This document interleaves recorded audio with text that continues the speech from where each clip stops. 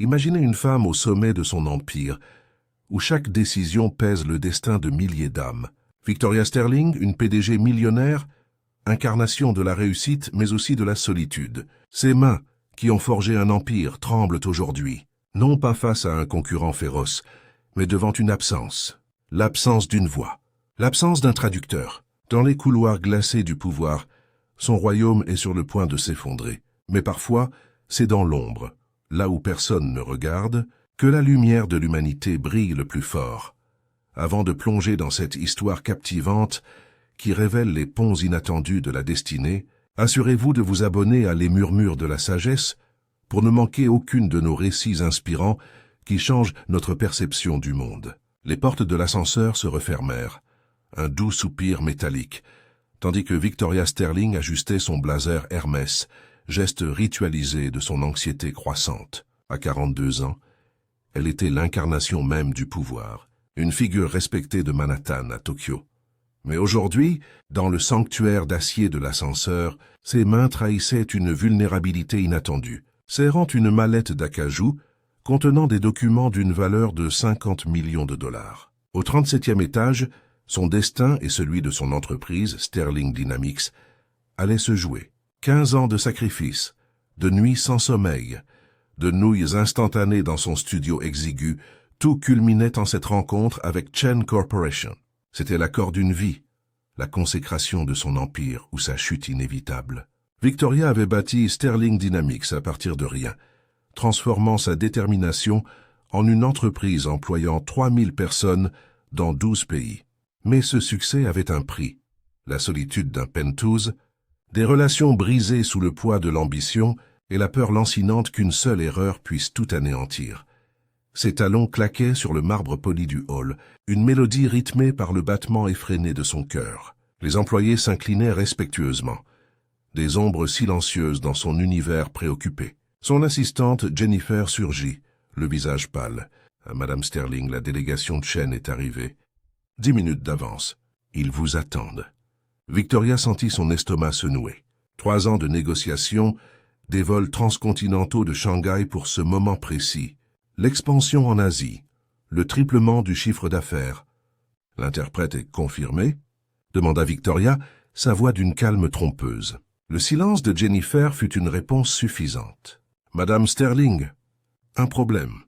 Le monde autour d'elle sembla se figer. L'interprète Marcus Thompson avait eu un accident, hospitalisé. J'ai appelé toutes les agences de la ville. C'est un jour férié. Personne ne peut trouver un spécialiste en mandarin en si peu de temps. Le sol s'écroula sous les pieds de Victoria. Monsieur Chen, pilier du commerce asiatique, ne négociait jamais en anglais. Sans traduction, l'accord était voué à l'échec. Combien de temps avant qu'il ne nous attende? Sa voix était à peine un murmure. 15 minutes. 15 minutes pour que 15 ans de travail acharné s'évaporent. Le poids de 3000 emplois, de l'avenir de son entreprise, de sa propre réputation, s'abattit sur elle. Elle s'était battue trop durement, avait sacrifié trop pour que tout s'effondre à cause d'une voix manquante. Continuez d'appeler, ordonna-t-elle à Jennifer. Offrez le double, le triple s'il le faut. Elle restait seule dans son royaume de marbre, observant son empire vaciller au bord du gouffre. Pendant ce temps, à l'autre bout du couloir du 37e étage, Miguel Santos poussait son chariot de nettoyage, fredonnant doucement. À 34 ans, ses mains burinées et ses yeux bienveillants racontaient à l'histoire d'un homme qui avait appris à trouver la joie dans l'ordinaire.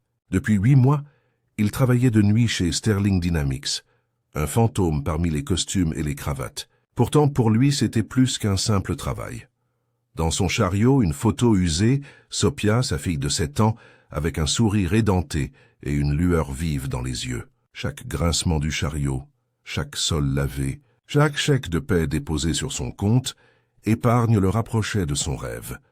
Ouvrir un petit restaurant, un lieu où Sophia pourrait l'aider à servir de la vraie nourriture mexicaine à leur communauté. Miguel s'arrêta devant la salle de conférence A, observant la tension palpable émanant des hommes d'affaires asiatiques. Il reconnut M. Chen, un homme toujours poli, généreux en pourboire. Mais ce soir, l'homme semblait frustré, consultant sans cesse sa montre de luxe. Au loin, Miguel aperçut Madame Sterling, faisant les 100 pas près des ascenseurs. Il l'avait souvent observé, admirant sa détermination, sa courtoisie même envers le personnel de nettoyage. Mais ce soir, sa confiance habituelle était ébranlée. Miguel était arrivé au Texas 12 ans plus tôt avec Sophia, alors âgée de 2 ans, après que sa mère les ait abandonnés. Il parlait couramment 4 langues, espagnol, anglais, mandarin et portugais. Des compétences acquises dans sa vie antérieure, celles de professeur de littérature universitaire au Mexique. Mais sans les bons papiers, ses diplômes ne valaient rien. Il avait appris à ravaler sa fierté, à se fondre dans l'invisibilité pour le bien de sa fille. Il continua de passer la serpillière, des bribes de conversation en mandarin lui parvenant de la salle de conférence. Les voix chinoises devenaient de plus en plus agitées. « Nous avons assez attendu », déclara M. Chen en mandarin. « Si Sterling Corporation ne peut pas faire preuve d'une courtoisie professionnelle élémentaire, notre temps serait peut-être mieux employé ailleurs. » Les mains de Miguel se figèrent sur le manche de la serpillière. Il comprenait chaque mot. À travers la paroi vitrée, il vit Madame Sterling entrer, son sourire forcé, s'excusant auprès de M. Chen. L'expression du businessman s'assombrit, la barrière de la langue, dressant un mur infranchissable. Miguel avait passé des années à être invisible, acceptant que son éducation et ses compétences soient sans importance. Il avait appris à faire profil bas, à se concentrer uniquement sur l'avenir de Sophia. Mais en voyant cette scène se dérouler, en sentant les opportunités s'envoler à cause d'une simple incompréhension, quelque chose remua en lui.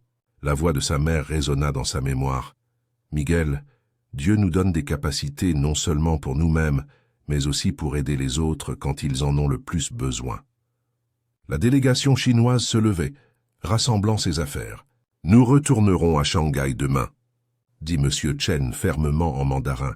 « Il est clair que cette entreprise n'est pas prête pour le commerce international. » Miguel regarda la photo de Sophia, puis le visage désespéré de Madame Sterling.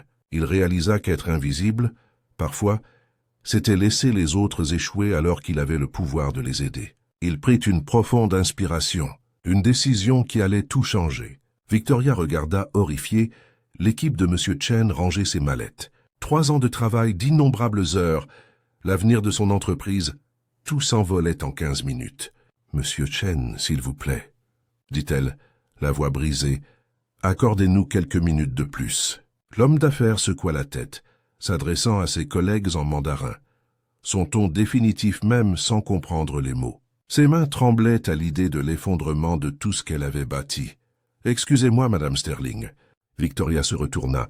Miguel, le concierge de nuit, se tenait là dans l'embrasure de la porte. Sa chemise de travail était froissée, son chariot garé discrètement, mais ses yeux reflétaient une confiance inattendue. « Pas maintenant, Miguel, » dit-elle, essayant de masquer son désespoir. « Je suis en train de... »« Je peux vous aider, » dit-il simplement. « Je parle mandarin. » Ces mots restèrent suspendus dans l'air, une bouée de sauvetage inespérée. Victoria le fixa, incrédule. Autour de la table, M. Chen et son équipe interrompirent leurs préparatifs, des expressions curieuses sur leurs visages. « Quoi ?» murmura Victoria. Miguel entra dans la pièce. Sa présence, autrefois invisible, devint palpable. Il regarda M. Chen droit dans les yeux et s'exprima en mandarin parfait et fluide. « Honorable M. Chen, veuillez pardonner cette confusion. Madame Sterling a le plus grand respect pour vous et votre entreprise. Elle est prête à discuter de conditions qui profiteront considérablement à nos 2 organisations. » Les sourcils de M. Chen se levèrent de surprise. Il répondit rapidement en mandarin, son ton passant de l'agacement à l'intrigue. Miguel hocha la tête, puis se tourna vers Victoria. « M. Chen est impressionné que Sterling Dynamics emploie des personnes aux compétences diverses à des postes inattendus. Il est prêt à vous accorder 30 minutes pour présenter votre proposition. Mais seulement si je fais office de traducteur. » Victoria sentit ses jambes fléchir sous le poids du soulagement. Pour la première fois, elle vit vraiment Miguel au-delà de son humble apparence. Elle y perçut de l'intelligence, de l'éducation et une certaine noblesse. « Pouvez-vous vraiment vous occuper de la traduction technique ?» demanda-t-elle. Miguel sourit et l'éclairage fluorescent de la pièce sembla s'adoucir. « Madame Sterling, j'étais professeur de littérature internationale au Mexique. J'ai tout traduit. De la poésie aux documents juridiques. Faites-moi confiance. Le mot « confiance » résonna en Victoria. Elle avait bâti sa carrière sur des risques calculés, mais devant son empire vacillant, elle réalisa que parfois il fallait le pari le plus dangereux, la foi. « Messieurs » dit-elle, se tournant vers la délégation chinoise avec une confiance retrouvée. « Nous parlons de l'avenir. » Monsieur Chen se cala dans son fauteuil, son expression sévère cédant la place à une curiosité sincère. Miguel prit place à côté de Victoria, passant du statut de concierge invisible à celui de pont entre deux mondes. Les échanges s'enchaînèrent, une danse chorégraphiée avec une précision et une élégance qui émerveillèrent les deux parties. Miguel ne se contenta pas de traduire des mots. Il saisit les nuances culturelles subtiles, les significations sous-jacentes, les émotions qui transforment un contrat en un véritable partenariat. Madame Sterling tient à souligner que cette collaboration représente plus qu'un simple gain financier, expliqua Miguel à Monsieur Chen en mandarin. Elle y voit la construction d'un pont entre deux grandes cultures d'entreprise, créant des opportunités de croissance et de compréhension mutuelle. Les yeux de Monsieur Chen s'illuminèrent. Il répondit avec enthousiasme. « Dans la philosophie commerciale chinoise. » Traduisit Miguel à Victoria. Les meilleurs partenariats se construisent sur le respect mutuel et une vision commune de l'avenir. Il est impressionné par l'engagement de votre entreprise envers la qualité et votre dévouement personnel à comprendre les valeurs commerciales chinoises. Victoria fut captivée. Miguel ne possédait pas seulement des compétences linguistiques, mais une intelligence émotionnelle, une sensibilité culturelle. Il anticipait les questions, clarifiait les termes complexes, évitant les malentendus. Le calendrier de fabrication les préoccupe, lui expliqua-t-il pendant une brève pause. Dans la culture chinoise, la précipitation suggère un manque de planification. Si vous soulignez la préparation minutieuse, cela répondra à leur inquiétude. Victoria adapta sa présentation. La traduction de Miguel transmit non seulement ses mots, mais aussi sa conviction, sa passion et son engagement. Madame Li, une associée de Monsieur Chen, se pencha et parla rapidement. Miguel écouta, sourit, puis traduisit. « Madame Li demande si vous avez une famille, Madame Sterling. Elle dit que les partenariats commerciaux fructueux reflètent souvent les valeurs que nous défendons dans notre vie personnelle. » Victoria hésita. Sa vie personnelle était un secret bien gardé. La solitude, les sacrifices, mais le signe de tête encourageant de Miguel lui donna le courage d'être honnête. « J'ai consacré ma vie à bâtir cette entreprise, » dit-elle. « Peut-être trop. J'ai appris que le succès ne signifie rien si vous n'avez personne avec qui le partager. » La traduction de Miguel donna à ces mots une profondeur émotionnelle qui surprit Victoria. Monsieur Chen répondit avec chaleur, partageant ses propres luttes pour équilibrer succès et famille. À mesure que la réunion avançait, Victoria vit Miguel différemment. Plus qu'un interprète, il était un diplomate naturel, un pont culturel. « C'est presque magique, Madame Sterling », déclara Monsieur Chen dans un anglais soigné à la fin. « Votre traducteur est une personne très spéciale. Vous avez de la chance d'avoir un tel talent. » Victoria regarda Miguel, humble malgré le fait qu'il venait de sauver son empire. Pour la première fois depuis des années, elle ressentit plus qu'une satisfaction professionnelle, une gratitude sincère et une curiosité pour cet homme. Les contrats furent signés au coucher du soleil, inondant la salle d'une lumière dorée. 2 jours plus tard, Victoria tenait le dossier personnel de Miguel. Minime. Miguel Santos, 34 ans, agent d'entretien de nuit, 8 mois de service. Contact d'urgence. Sophia Santos, 7 ans.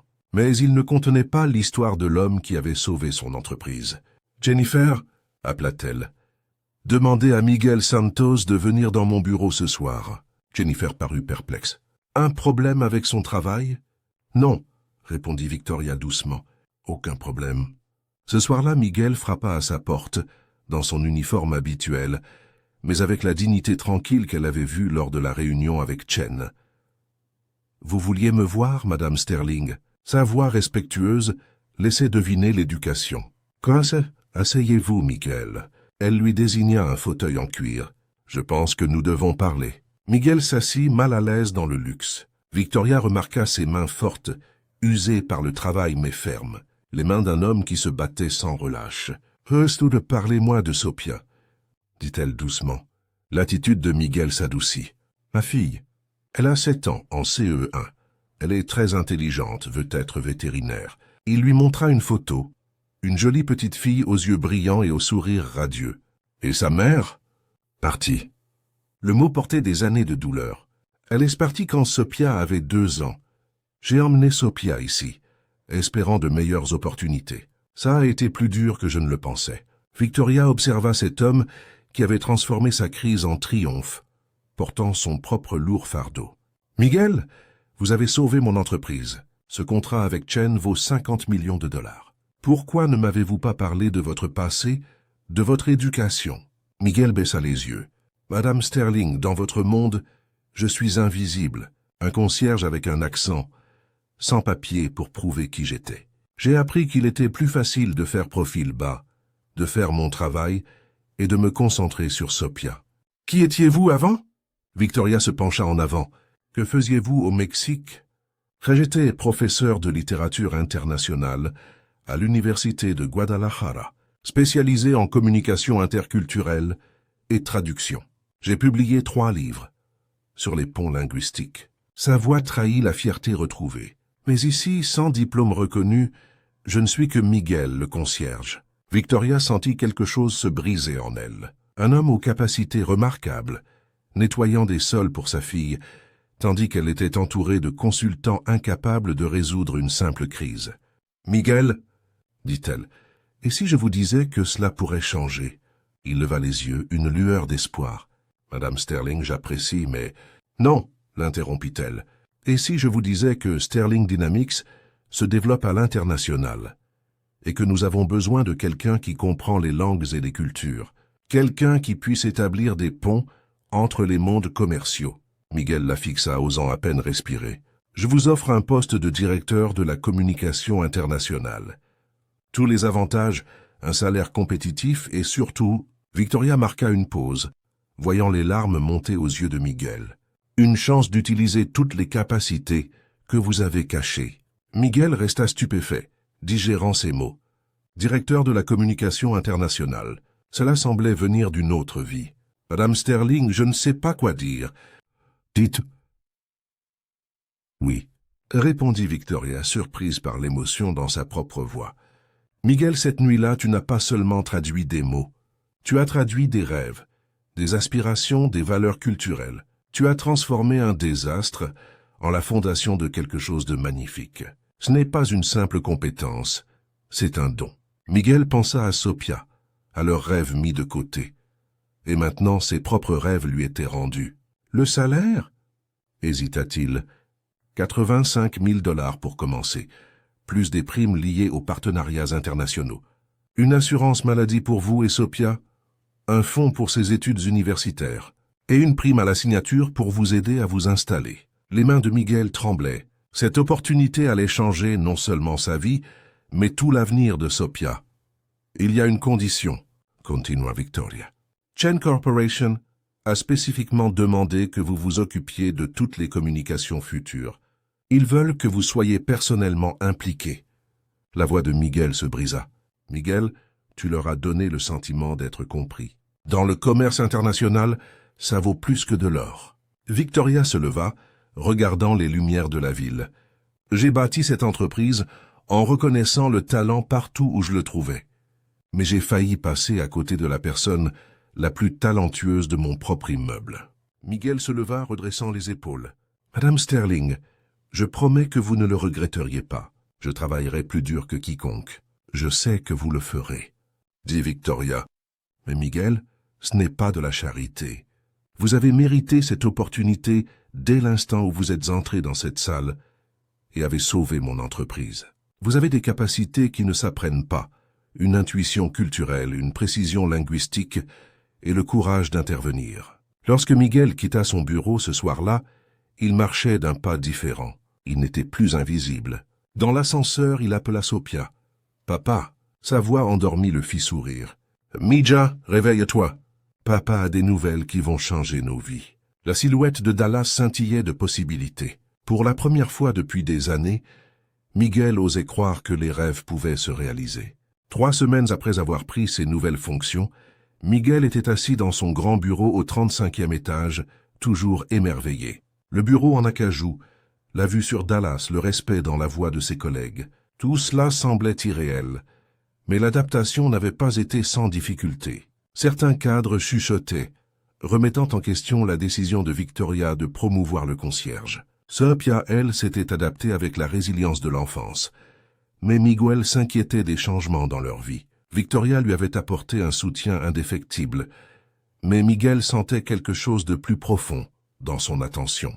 Une solitude qui reflétait la sienne, une compréhension commune du sacrifice et de l'ambition. L'interphone sonna. « Monsieur Santos, Madame Sterling souhaite vous voir. » Miguel la trouva faisant les 100 pas, la tension rayonnant. « Miguel, on a un problème, dit-elle. L'expansion à Francfort s'effondre. Nos partenaires allemands menacent de se retirer. L'accord de Francfort, 30 millions de dollars, crucial pour l'Europe. Que s'est-il passé? Demanda Miguel. Un malentendu culturel. Notre négociateur Richard Blackwood a insulté leurs pratiques. Ils disent mais que les Américains sont trop arrogants. Miguel connaissait Richard, un homme compétent mais dénué de sensibilité. C'est grave. Ils nous ont donné 48 heures pour envoyer quelqu'un à Francfort, présenter des excuses et renégocier. La voix de Victoria s'éteignit. Le sens était clair. Miguel observa l'épuisement sous son masque professionnel. « Victoria, dit-il, utilisant son prénom pour la première fois. « Tu veux que j'aille à Francfort ?»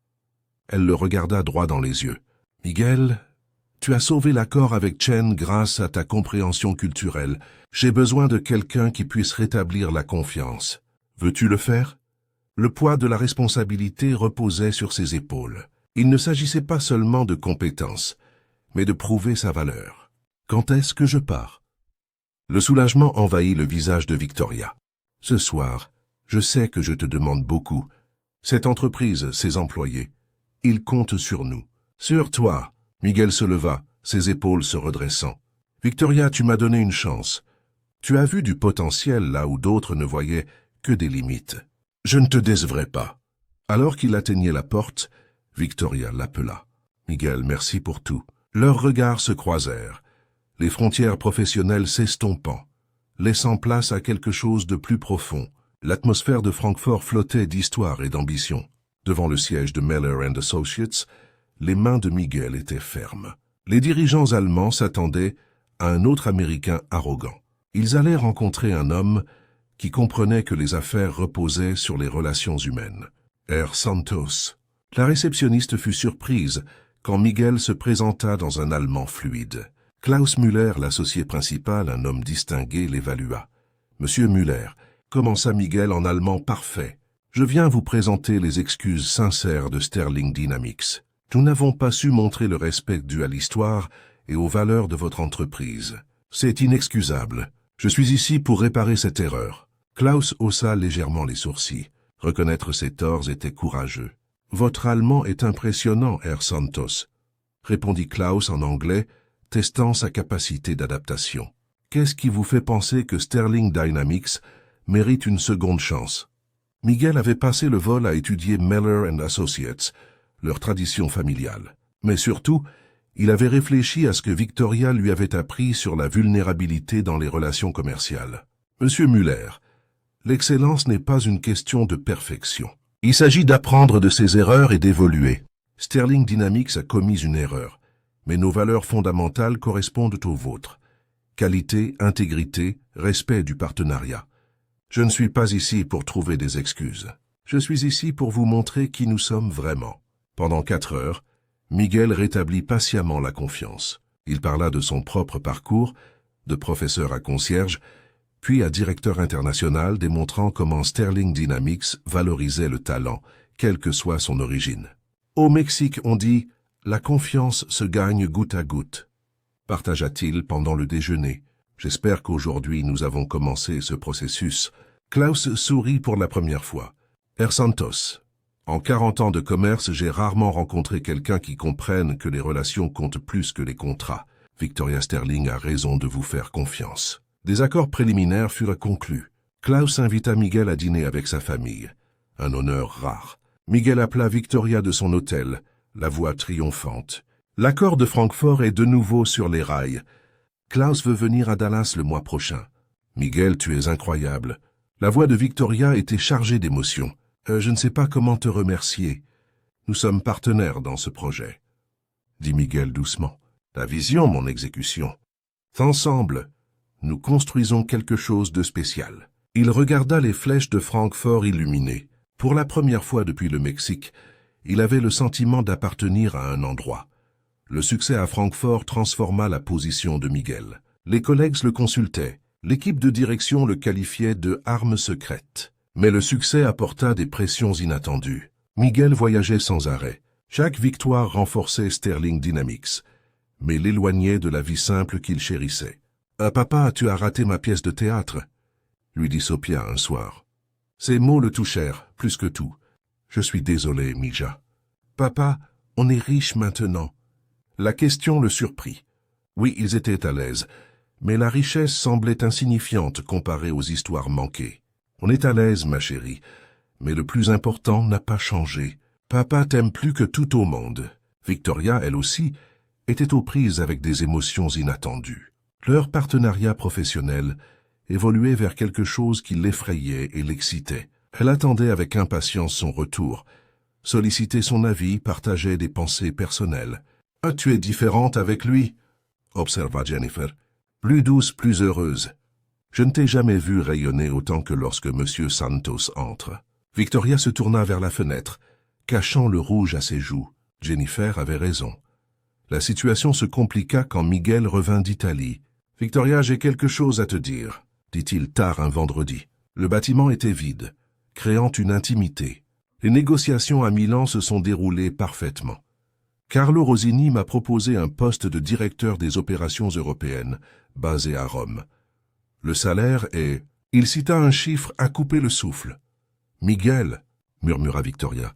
« Je ne lui ai pas encore donné de réponse. » Poursuivit-il. « J'ai dit que j'avais besoin de temps pour réfléchir, en discuter avec les personnes qui comptent le plus pour moi. » Victoria se leva. Son instinct professionnel en conflit avec les émotions enfouies. Perdre Miguel serait dévastateur professionnellement, mais l'idée de le perdre personnellement lui semblait infiniment pire. « Que veux-tu faire ?» demanda-t-elle à peine audible. Miguel s'approcha. « Victoria, j'ai réfléchi à ce que signifie vraiment le succès. Il y a 6 mois, j'étais invisible. Aujourd'hui, j'ai des opportunités inouïes, mais je rate l'enfance de Sophia et Sa voix se réduisit à un murmure. Je tombe amoureux de quelqu'un que je ne peux pas avoir. Les mots restèrent suspendus entre eux. Le cœur de Victoria s'arrêta. L'air dans son bureau était électrique. « Miguel », commença-t-elle, mais il s'approcha, sa main se tendant vers son visage avant de s'arrêter. « Je sais que ça complique tout, » dit-il, l'émotion rendant son accent plus prononcé. « Je sais que tu es ma patronne, mais Victoria, ce qu'on a, c'est plus qu'un partenariat. Tu le ressens aussi ?»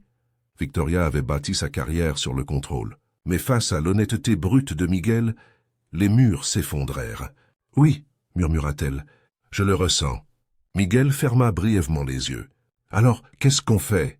Avant qu'elle ne réponde, son téléphone sonna. Ligne d'urgence. Madame Patterson, la maîtresse de Sophia. « Madame Sterling, je vous appelle au sujet de Sophia. Vos coordonnées vous désignent comme tutrice secondaire. » Victoria sentit son sang se glacer. Sophia s'est effondrée pendant la récréation. Ils l'emmènent au centre médical pour enfants. Son père ne répond pas. Miguel attrapa le téléphone. « Ici Miguel Santos. Qu'est-il arrivé à ma fille ?»« Monsieur Santos, Dieu merci. » Sophia a eu une sorte de crise. Les ambulanciers disent qu'elle est stable, mais ils ont besoin de vous immédiatement. Les images se confondaient dans un cauchemar d'hôpital. Miguel priait désespérément en espagnol. Victoria resta à ses côtés, lui tenant la main. « Votre fille va s'en sortir », annonça le docteur Emily Chen. « Une convulsion fébrile due à une infection de l'oreille. Ça a l'air grave, mais c'est courant. » Miguel s'effondra de soulagement. Victoria le rattrapa, leurs bras enlacés. Les mois de distance s'étant dissous. « Elle vous demande. » Le docteur Chen sourit. « Vous deux, en fait. Elle ne cesse de parler de mademoiselle Victoria et de demander si tu viens la voir. » Dans la chambre d'hôpital, Sophia semblait minuscule, mais ses yeux s'illuminèrent en voyant Miguel et Victoria ensemble. « Ça va pas, mademoiselle Victoria, j'avais si peur. Mais l'infirmière a dit que vous étiez là. Miguel embrassa le front de sa fille. « Mija, tu as fait tellement peur à papa, mais tout va bien maintenant. » Sophia regarda Victoria sérieusement. « Mademoiselle Victoria, tu as eu peur toi aussi ?» Victoria s'agenouilla. « Oui, ma chérie, j'ai eu très peur. Tu es très importante pour moi. Papa dit que tu es importante pour lui aussi, » dit Sophia. Il sourit différemment quand il parle de toi. Miguel et Victoria échangèrent un regard. Leurs sentiments étaient évidents pour tout le monde, sauf pour eux-mêmes. Alors que Sophia s'endormait, ils restèrent assis, main dans la main, comprenant enfin ce qui comptait le plus. « Le travail à Rome, » dit Miguel doucement. « Ça n'a pas d'importance, » répondit Victoria. « Rien n'a d'importance à part les gens qu'on aime. » Miguel se tourna vers elle. « Victoria, tu as sauvé plus que ma carrière. Tu as sauvé ma famille. Tu as donné à Sophia la stabilité et l'espoir. Tu m'as sauvé aussi. Tu m'as montré que le succès ne signifie rien si on est seul. Que prendre des risques pour les gens qu'on aime est la seule chose qui compte vraiment. » Devant la chambre de Sophia, à l'aube sur Dallas, ils s'embrassèrent pour la première fois. Pas en tant que patron et employé, mais en tant que deux personnes qui avaient trouvé quelque chose valant plus que toute réussite professionnelle. 2 mois plus tard, Sterling Dynamics fut confronté à sa plus grande crise. Une tentative de rachat hostile par Blackstone Industries. Les Riders offrirent des profits immédiats, en échange de l'âme de l'entreprise, 30% de plus que la valeur marchande, expliqua l'avocat. À moins d'une alternative convaincante, les actionnaires voteront le rachat. Victoria était assise, entourée de membres du conseil dont la loyauté vacillait. « Il doit y avoir une autre option, » dit-elle. « Il y en a une, » répondit Harold Winters, un vétéran. « L'offre de Blackstone suppose que Sterling Dynamics est une entreprise nationale, mais notre expansion internationale, nos partenariats en Asie et en Europe, représentent une valeur qu'ils n'ont pas calculée. » Tous les regards se tournèrent vers Miguel. « Qu'en pensez-vous » demanda Victoria. Miguel capta l'attention. « Blackstone nous voit comme une entreprise américaine à démanteler. Ils ne comprennent pas que nous sommes devenus une organisation véritablement internationale, fondée sur des relations, pas seulement des contrats. » Il montra des projections de croissance exponentielle. Le partenariat Chen Corporation générera 100 millions. L'Alliance Muller nous ouvre l'Europe.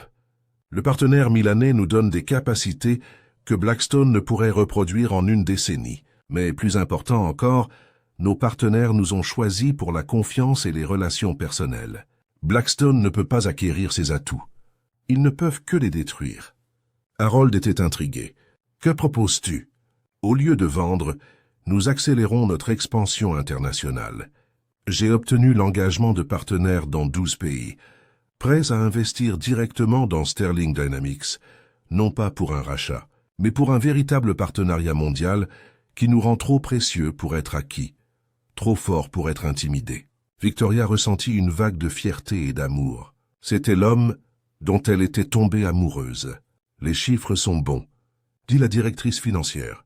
« Si la moitié de ces engagements se concrétisent, nous dépasserons l'offre de Blackstone et garderons le contrôle. » « Il y a une condition, » poursuivit Miguel, les yeux dans ceux de Victoria. « Cette stratégie nécessite un engagement total.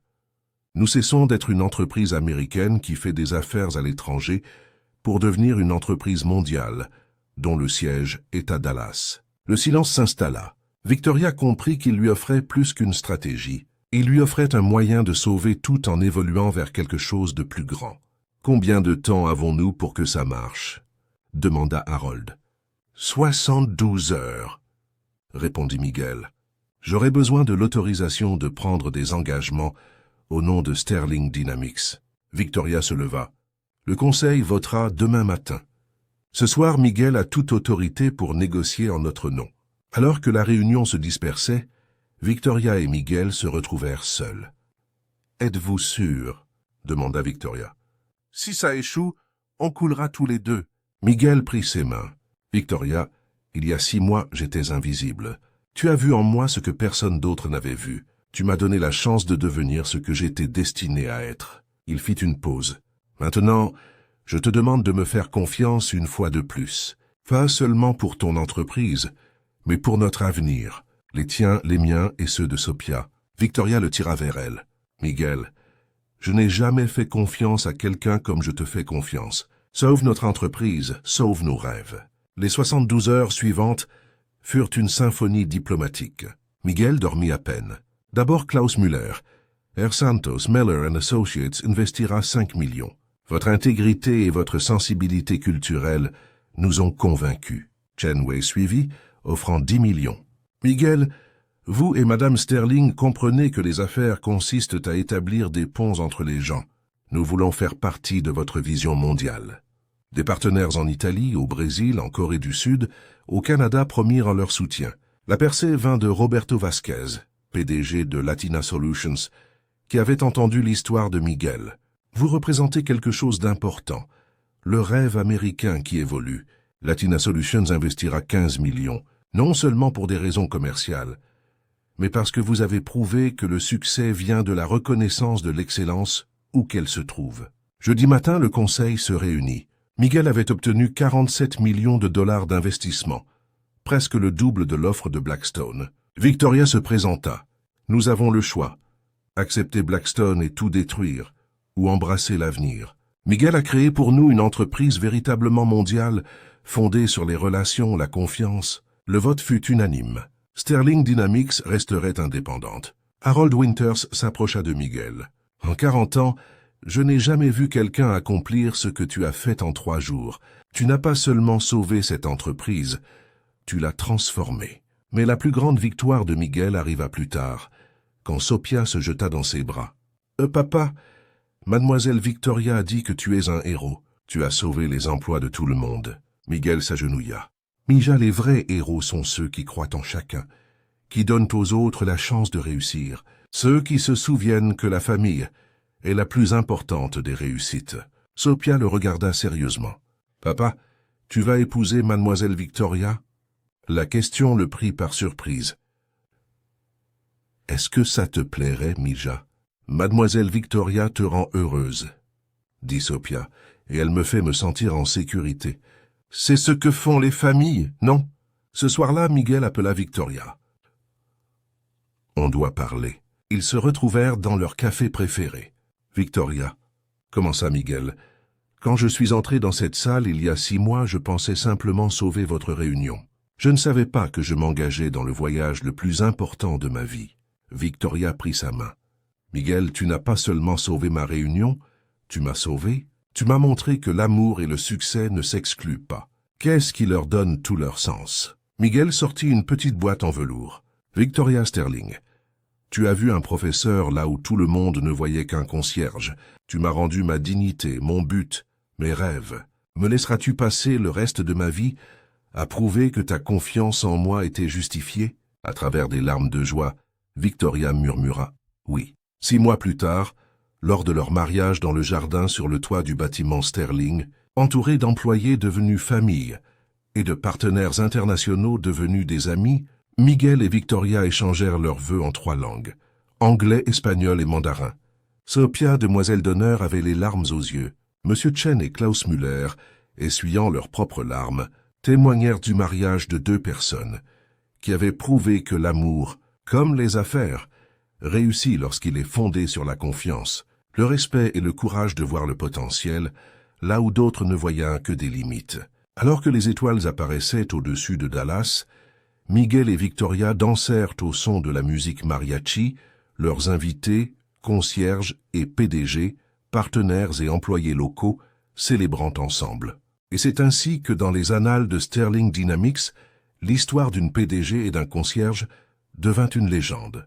Une histoire qui nous rappelle que les véritables ponts se construisent non pas entre les nations, mais entre les cœurs, et que la richesse la plus profonde n'est pas celle que l'on trouve dans les salles de conseil, mais dans le courage de tendre la main, de croire en l'humanité de l'autre et de bâtir un avenir où la sagesse est d'abord une affaire de cœur.